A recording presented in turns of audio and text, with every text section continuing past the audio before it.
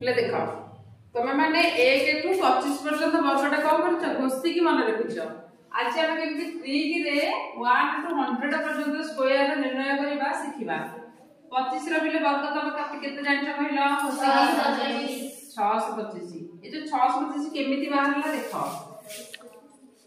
हमर unit digit एक घरे केते अछि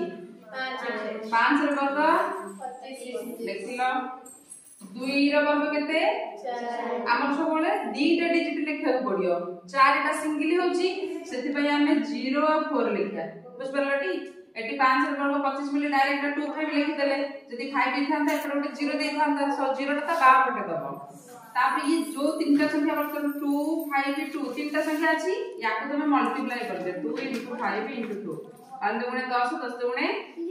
20 ता गोटे संख्या छाडी की 20 तमे ऐड करो 5 2 6 देखलो से 625 पाइलो ना नहीं ताले एटु आ गोटे कोच त मते करी के देखि माने मते बुह दाले माने कर तुम कोइ 28 रो वर्ग आ गया भाई माने को करे 8 रो वर्ग 2 रो वर्ग 4 किंतु लिखबी केते 04 तापर आको सब मल्टीप्लाई कर दिया 2 80